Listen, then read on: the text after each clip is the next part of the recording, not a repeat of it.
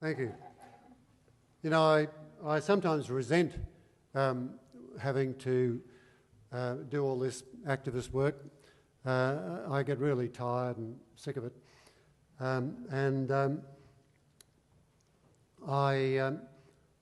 I should be fishing, really.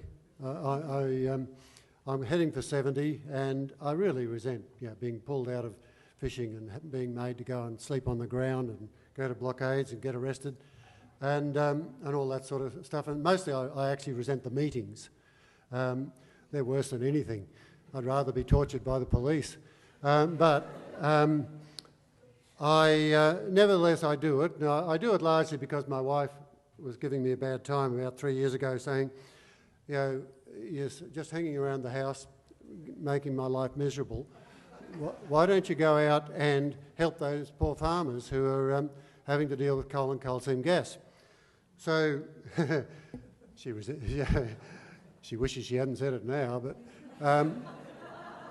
anyway, I went from farmhouse to farmhouse and I talked to farmers, and I'm a country boy myself, so it wasn't too difficult, although they don't particularly like me out west in Queensland because they blame me for all the tree clearing laws.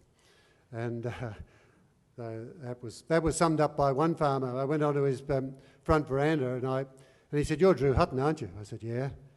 He said, "You're the bastard who caused all my problems in the first place." He meant the tree clearing laws, you know. And so I said, "Oh, that means you don't want to talk to me?" He said, "Oh, no, I want to talk to you, Come on in, meet the wife, have a cup of tea. Let me tell you about coal seam gas." So I started working with farmers, and from about April of 2010 onwards, I did a lot of media work, and I helped farmers setting up their groups, taught them how to do media, taught them how to organise in groups. As you know, farmers are a funny bunch. They've got enormous respect for the law. And in fact, they love being respectable and they love being polite, which is why they didn't string me up the first time I came to see them. You know, they like being polite. And so to actually get them to come together in a community and talk about things is quite an achievement. To get them to actually start throwing a bit of abuse at the government is a major achievement. To get them to go on a picket line, let me tell you, it's a whole new world. So, but anyway, by about August of 2010, the approvals for 3 out of the 4 big coal seam gas projects had been given in Queensland. And when we're talking about this, we're talking about $75 billion to $80 billion worth of development. If you put them all together, the single biggest development in Australian history, with potentially the biggest environmental impact of any development in Australian history. You add to that the coal mining.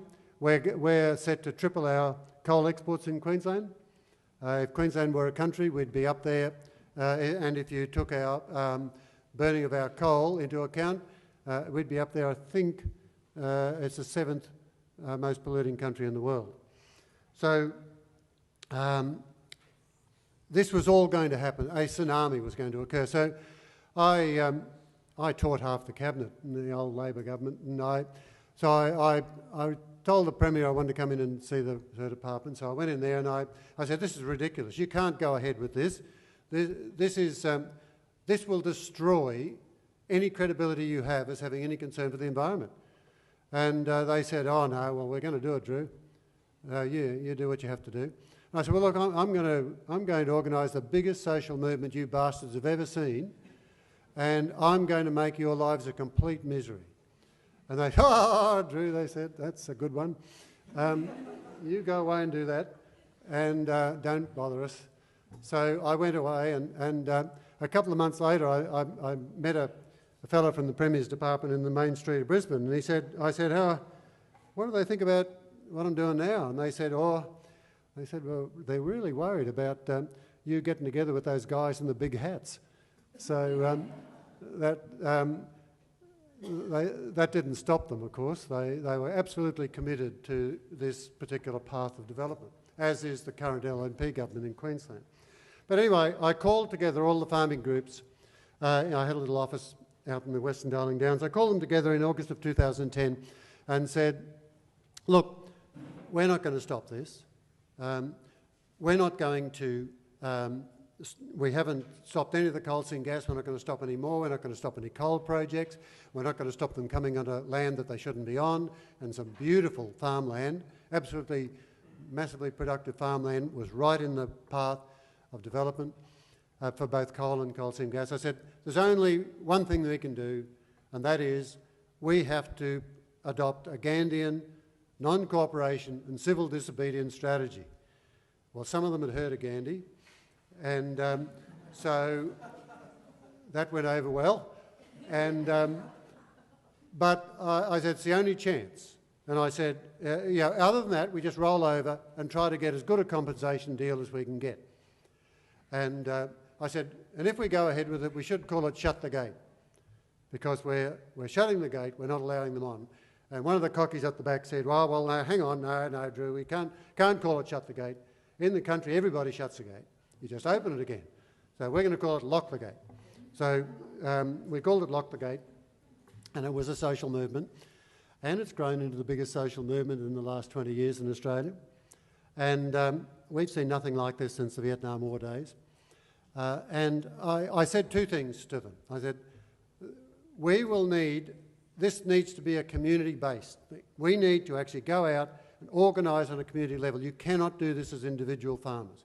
You can't even do it as individual regions or communities.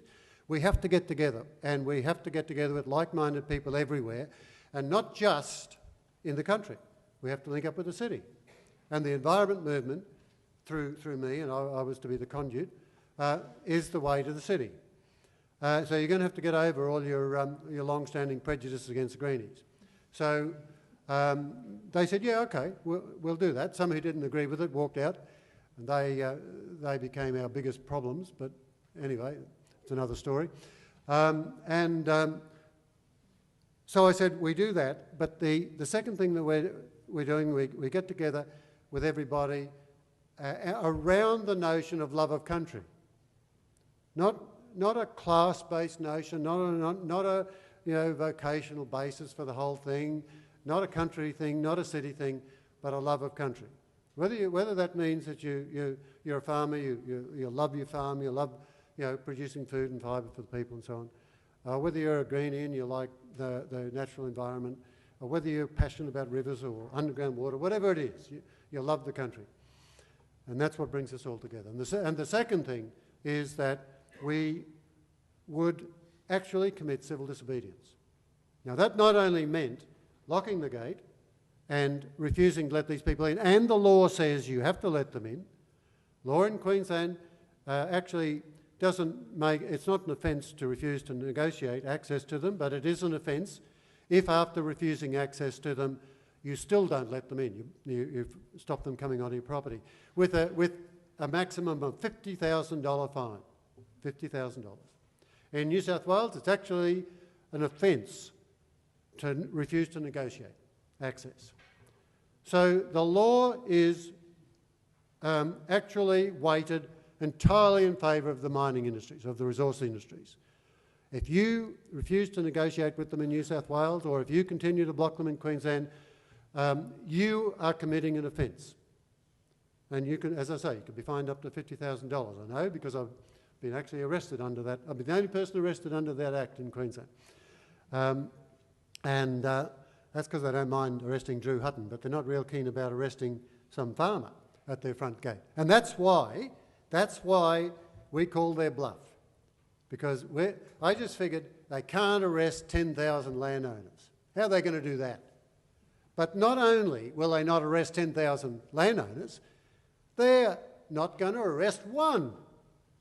The minute they arrest one landowner, one farmer, they arrest Ruth Armstrong at Cecil Plains. Ruth's this attractive 35-year-old mother of three, a farmer on the most beautiful piece of country you've ever seen, who said, if Arrow Energy try to come onto Cecil Plains, I'm going to be the first one arrested, followed by some farmer in his 80s and another woman in her 90s. Then that multinational, and this is Arrow, owned by Shell and PetroChina, So these multinational corporations ask Queensland Police to come on to arrest that farmer so they can get onto their property to trash it. Then that's completely unacceptable to most Australians. They know it, we know it, we've called their bluff. And they haven't taken one landowner to court. Not one. In the whole of Queensland and New South Wales, and there'll be something like 15,000 have locked their gates. So that's where it stands. And the problem is that the law is so weighted against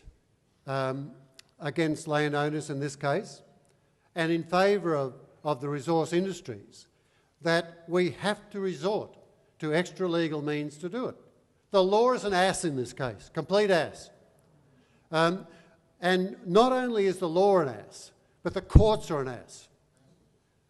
Even where you have a reasonable case, you go to court as a single landowner in an environment where there is no community outrage at what's going on, you lose every time. There's never been a coal mine knocked back in Queensland on environmental grounds, and there's only ever been one or two cases, one in court, on environmental grounds. So it's completely stacked against us. What we need to do is take on an unjust law. And there is a proud history in democratic societies of doing just that. That's what Gandhi's all about. That's what Martin Luther King's all about. That was what the Franklin Dam campaign was all about. Don't tell me that those High Court judges in Brisbane in 1983 would have voted 4-3 against the dam and in favour of the federal government if there hadn't been the biggest campaign in Australian history going on outside their windows. Of course they voted 4-3. They would have voted 4-3 for the dam without that campaign, just the same way as Warkworth wouldn't have been won if we hadn't been kicking up a major row over the last few weeks and months. Now, the problem is not just with farmers who are too caught up with respectability, but environmentalists who are too caught up with bureaucracy and process. We had to fight not only that conservative element in the farmers, but the conservative element in the environmentalists. Environmentalists have spent the last 20 years spending all their time behind computer screens in Sydney and Melbourne, making submissions about EISs that never get listened to, never even get looked at half the time, and certainly never get acted on. I know environmentalists who spend 80-hour weeks doing this stuff. They don't get anywhere. It's a complete waste of time. So what I said to farmers is, for God's sake, will you stop writing submissions on EISs? Will you stop reading the thing? 37 kilograms of EISs. You wheel them in a wheelbarrow, and there's nothing in them. It's crap. In the British Gas and Santos EISs, they had nothing on underground water. They didn't have enough information on underground water. The single biggest impact that these coal seam gas companies are supposed to have, nothing in it. There wasn't enough in there for the writer, Simone Marsh, who was, you saw her on Four Corners, I hope, for her to actually write a chapter in her report, 1 minute, thank you, to report on that. They didn't have enough on greenhouse gas emissions for a sensible report to be written. They didn't have enough on the site-specific impacts. They didn't have anything on salt. And this got passed through. The same with the British Gas one, the same with the Origin one, and the same with Arrow when they come up. The whole system is rorted. These people go straight from their offices in the Premier's Department or the Environment Department, or they might be a minister who's just lost his seat, they go and work for the coal seam gas industry. They do it all the time.